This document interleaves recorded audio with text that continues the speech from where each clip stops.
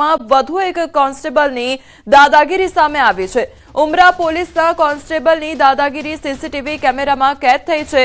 તો મોડી રાત્રે દુકાન ખુલ્લી રાખવા બદલ વેપારી પર હાથ ઉઠાવવાનો આરોપ લગાવવામાં આવ્યો છે।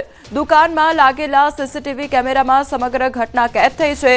વિડીયોમાં કોન્સ્ટેબલ દ્વારા દુકાનદારને લાફો મારતા જોવા મળી રહ્યા છે। ત્યારે હાજર અન્ય વ્યક્તિને પણ ધક્કો મારી મારપીટ કરવામાં આવી હતી। કાયદાકીય કાર્યવાહી કરવાની જગ્યાએ મારપીટનો રસ્તો અપનાવવામાં આવ્યો હતો। પોલીસની આવી હરકત સામે ગંભીર પ્રશ્નો ઊભા થયા છે। ગૃહ રાજ્યમંત્રીની સૂચનાઓ છતાં પોલીસની ગેરવર્તણૂક સામે આવી રહી છે। ઘટનાને પગલે સ્થાનિક વેપારીઓમાં ભારે રોષ જોવા મળી રહ્યો છે। વેપારીઓમાં પોલીસ પ્રત્યે ભય અને અવિશ્વાસની લાગણી જોવા મળી રહી છે। તો ભયના કારણે ભોગ બનનાર વેપારી હજી સુધી સામે પણ આવ્યો નથી। પોલીસની છબી પર આવી ઘટનાથી દાગ લાગ્યો છે। સોશિયલ મીડિયા પર વિડીયો વાયરલ થતા ચર્ચા તેજ થઈ છે। તો ઉચ્ચ અધિકારીઓ દ્વારા તપાસની માંગ પણ ઉઠી છે। કોન્સ્ટેબલ સામે કડક કાર્યવાહી કરવાની માંગ ઉઠી છે। સંવાદદાતા કીર્તેશ અમારી સાથે જોડાઈ ગયા છે। કીર્તેશ, સુરતની આ ઘટના કે જ્યાં કોન્સ્ટેબલ દ્વારા વેપારીને માર મારવામાં આવે છે, આખરે ઘટના શું સર્જાઈ હતી? બિલકુલ, ગુજરાતના ગૃહમંત્રીએ ગુનેગારો માટે કીધું છે કાયદામાં રહેશો તો ફાયદામાં રહેશો, પણ ગૃહમંત્રીના જ મત વિસ્તારમાં કાયદો મરી પરવાયેલો હોય તેવી ઘટના બની છે। કાયદામાં રહેતા લોકો ઉપર ફાયદાની જગ્યા પર પોલીસ લાફાવારી કરતી હોય તેવી ઘટના સામે આવી છે। રાત થતાની સાથે જ પોલીસ કર્મચારીઓ પોતાના ઘરનો ગુસ્સો અથવા નોકરીનું જે પ્રેશર હોય છે તે સહન કરી શકતા નથી અને દુકાનદારને માર મારતા હોય તેવો એક વિડીયો સામે આવ્યો છે। સુરતના ઉમરા વિસ્તારની આ ઘટના છે। ઉમરા પોલીસનો નરદદાન ગઢવી નામનો હેડ કોન્સ્ટેબલ છે કે જે પીસીઆરમાં રાત્રિ દરમિયાન એક દુકાનમાં જાય છે, દુકાનના માલિકને લાફો મારે છે, તેની સાથેના એક કર્મચારીને ધક્કો મારતો જોવા મળી રહી છે। એટલે કે કાયદો ગુનેગારો માટે કડક બનાવવાની સૂચના ગૃહમંત્રીએ આપી છે, પણ અહીંયા તો પોલીસ સામાન્ય વ્યક્તિને જ રંજાડતી જોવા મળી રહી છે।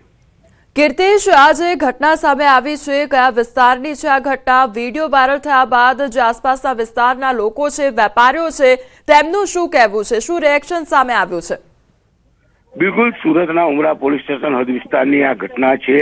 લોકોનું કહેવું છે કે જે લોકો દુકાન લે છે, ભાડું ભરે છે, ટેક્સ ભરે છે, લાયસન્સો લે છે, તેમના પર પોલીસ આ રીતની દંડાવાળી કરતી જોવા મળે છે, પણ રોડ પર ગેરકાયદેસર દબાણ કરી ધંધો કરતા હોય તેને રાત્રે 2 વાગ્યા સુધી મંજૂરી આપવામાં આવે છે। એટલે કે નિયમો માત્ર રસ્તા પર ધંધો કરવાવાળા માટે છે અને જે પ્રકારની આ ઘટના છે, વેપારીઓમાં રોષ ભભૂકી ઉઠ્યો છે। સુરતના ઉમરા પોલીસ સ્ટેશન હદ વિસ્તારના ડુમસ રોડની આ ઘટના છે। જે કીર્તેશ, આખી ઘટના બની ત્યારબાદ વિડીયો પણ હવે વાયરલ થયો છે। શું વેપારી દ્વારા કોઈ પણ પ્રકારની ફરિયાદ કરવામાં આવી છે અથવા તો અધિકારીઓ તરફથી કોઈ પણ પ્રકારની વાત મૂકવામાં આવી છે?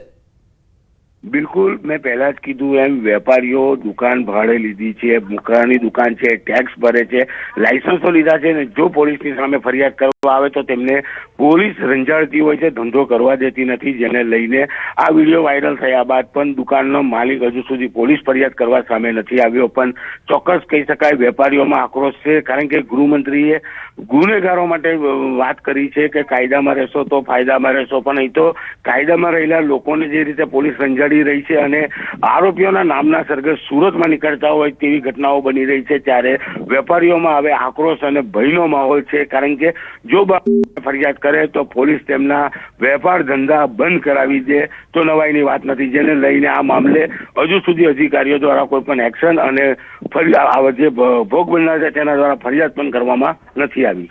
જે કીર્તેશ, એટલે જેણે કાયદાનું પાલન કરાવવાનું હોય છે તેના હાથમાં જ કાયદો લઈ લેવામાં આવ્યો છે અને માર મારવામાં આવે છે। એટલે શું સુરતમાં આ પ્રકારની ઘટનાઓ હવે સામાન્ય બનતી જઈ રહી છે કે વેપારીને માર મારવામાં આવે? એક તરફ અસામાજિક તત્વોનો આતંક જોવા ન મળતો હોય અને બીજી તરફ આ પ્રકારે પોલીસ દ્વારા જ કાયદો હાથમાં લઈને પછી મારપીટ કરવામાં આવી રહી છે। બિલકુલ, સુરતમાં ગુનેગારો હોય છે તેમના છોતરા ફાડી નાખવાની પોલીસ વાત કરતી હોય છે, તેમની સર્વિસ કરતી હોય છે, તેમના વરઘોડા કાઢતા હોય છે, તો બી સુરતમાં દરરોજ સવાર પડે ને અસામાજિક તત્વોની જાહેરમાં મારામારી જન્મદિવસના ફટાકડા ફોડી જન્મદિવસની ઉજવણી કરતા વિડીયો સામે આવતા હોય છે. આવા લોકો પર સુરત પોલીસ લગામ કસવામાં નિષ્ફળ ગઈ છે. ત્યારે હવે પોતે કાયદોનું કામ કરે છે અને કાયદો શું કામ કરે તે બતાવવા માટે આવા નાગરિકો પર કાયદાનો સકંજો કસી રહ્યા છે, જેને લઈને સુરતના કાયદા વ્યવસ્થા પર ચોક્કસ સવાલ ઉભા થયા છે. મેં પહેલા કીધું એમ કાયદામાં રહેશો તો ફાયદામાં રહેશો, પણ અહીંયા તો કયો કાયદો અને કયો ફાયદો એ તો પોલીસ જ જાણે. કારણ જે પ્રકારે પોલીસની કર્મચારીઓની કામગીરી છે, એટલે કે ઘરનો ગુસ્સો હોય કે કામનું પ્રેશર હોય, તે હવે આ રીતે સામાન્ય વ્યક્તિ પર ઉતારતા જોવા મળ્યા છે. જી કીર્તેશ, સમગ્ર માહિતી બદલ આપનો આભાર. તો સુરતના દ્રશ્યો સામે આવ્યા છે. એક તરફ હવે અમદાવાદની જો વાત કરવામાં આવે તો એક તરફ રાજ્ય સરકાર મહિલા સશક્તિકરણની વાતો કરવામાં વ્યસ્ત છે, ત્યારે બીજી તરફ મહિલાઓ અને યુવતીઓની સુરક્ષા માટે હવે મોટો પ્રશ્ન બની ગયો છે. પોલીસની છબી પ્રજામાં સુધરે તે માટે સરકારની સાથે પોલીસ વિભાગ પણ સતત પ્રયાસ કરે છે, પરંતુ કેટલાક માથે ચડાવેલા પોલીસ કર્મીઓના કારણે પોલીસની છબી સુધરવાને બદલે વધુ ખરાબ થઈ ગઈ છે. અમદાવાદમાં ફરી એક વખત ટ્રાફિક પોલીસ વિવાદમાં આવી ગઈ છે.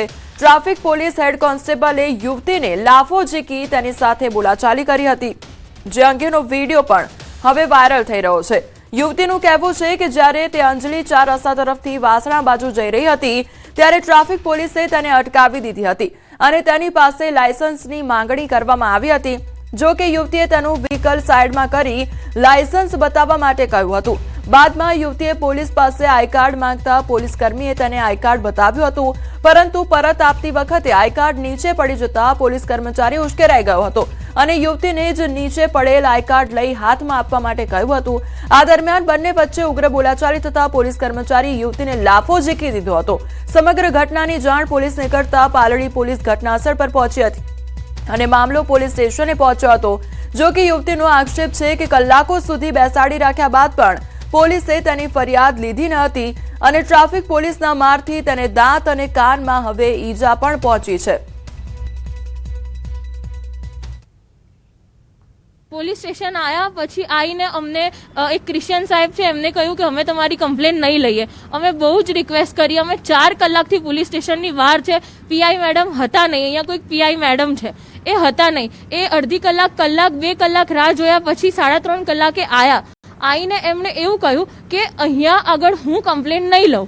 અમે કહ્યું કે કમ્પ્લેન તમે કેમ ના લો? પછી એમણે બી એવું કીધું કે તમે એકલા અંદર આવો. મને એકલા કેબિનમાં બોલાવીને પણ ખખડાવા લાગ્યા કે પોલીસ રાત દિવસ રસ્તા પર ઊભી હોય, એમને કેવા માણસો મળતા હોય તો એમને ગુસ્સો આવી જાય. પછી મેં એમને પૂછ્યું કે તમને ગુસ્સો આવી જાય પોલીસને તો આવી રીતે મારી તો ના શકે ને, તમે મારી કમ્પ્લેન લખો, મને લોહી નીકળે છે, મને દાંતમાં દુખે છે, મારે બતાવવા જવું છે.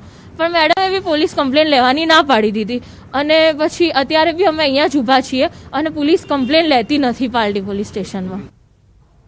તો આવતી મહિલા દ્વારા ફરિયાદ કરવામાં આવી રહી હતી, પરંતુ ફરિયાદ નોંધવા માટે કોઈ તૈયાર નહોતું. આ બંને તસવીર, એક તરફ સુરતના એ દ્રશ્યો અને બીજી તરફ અમદાવાદની એ તસવીરો કે જ્યાં સુરતની ઘટનાની પહેલા વાત કરવામાં આવે તો વેપારી પર દાદાગીરી જમાવવામાં આવી કોન્સ્ટેબલ દ્વારા અને કોન્સ્ટેબલ દ્વારા માર મારવામાં આવ્યો હતો વેપારીને.